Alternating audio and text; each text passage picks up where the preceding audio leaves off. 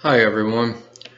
I'm going to speak today on a minor problem that's easily corrected that I've been seeing coming up more and more in the area of negotiating with the United States Patent Office, and in particular with respect to international patent applications, and specifically with publication of those applications. Here's how this problem usually comes up. An applicant, a client of mine, a client of somebody else, someone closely connected with an inventor will get a letter like this from an international bureau from where they try to file for a international patent application. And the letter has a bummer in it. It says, "We acknowledge the receipt of your request to get the priority document from our library. However, this document is not registered within our library system." The reason these letters come about is due to an unfortunate choice by the U.S. and international patent systems, U.S. and WIPO, that for a little short time they made the default, allowing other patent offices other than where the thing was filed access to certain priority documents and registered documents. The default was null. Not sure why they did that, not sure if they even meant to do that. But the end result is that a lot of these letters are going around. Okay, so one piece of good news, let's start with that. This type of problem is easily correctable with the PTO SB 39 form if you filed in the United States.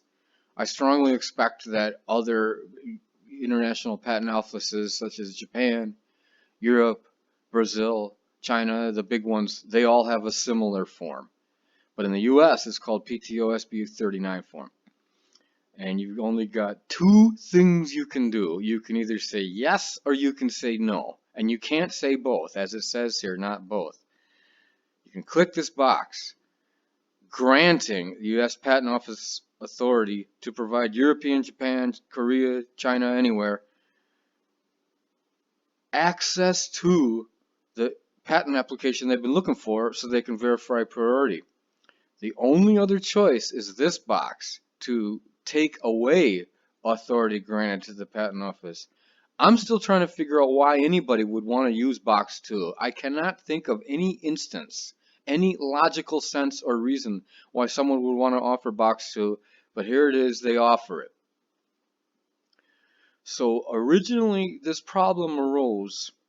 If one looks carefully at their filing receipt, they'll see that there's a permission to access the application via the Priority Document Exchange, PDX. No.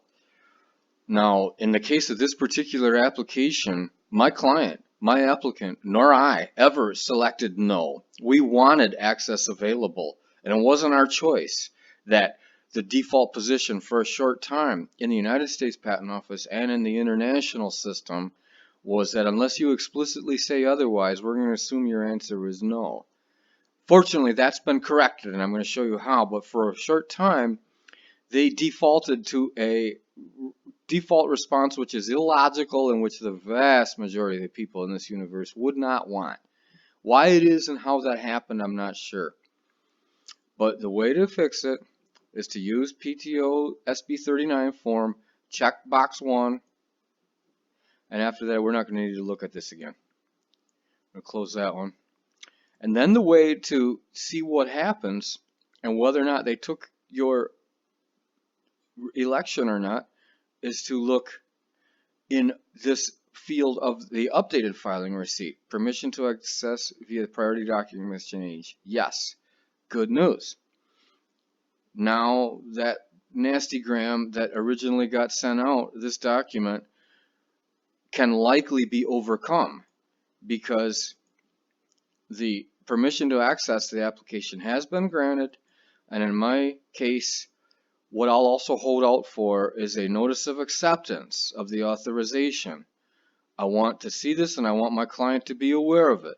If any person inside the International Bureau or any patent agency says, "Oh no, we don't have permission, we're going to have to hold up your priority claim," they should hold on to this document, get that in front of the person who was objecting or making that obstruction, and say, "That's not true. I can prove it. here's the notice of acceptance, and here's the updated filing receipt. Those two things should be enough to convince anybody that they now have access. But here's another nice thing and a potential way to prevent it from happening in the first place.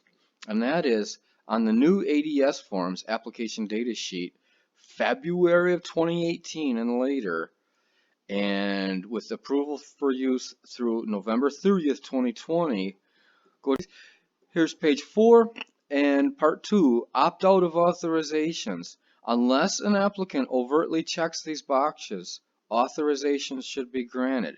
That's the way it used to be, that's the way it is now, but for a little while somebody decided to be a wise guy and make a new rule that caused little minor problems for everybody involved and sent people scurrying back and forth to get papers properly managed and administered.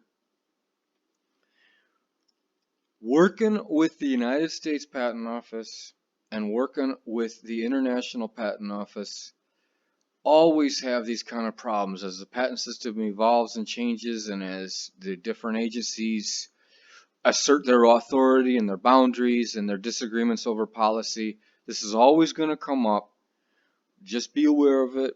This in particular one, this one is pretty easy to overcome, and they're not always this easy. I hope this video has been of some help to you. Thanks for watching. Let me know any other topics you want me to discuss. This YouTube channel is to help you. This is for information. I want to hear from you and I want to know what things are on your mind.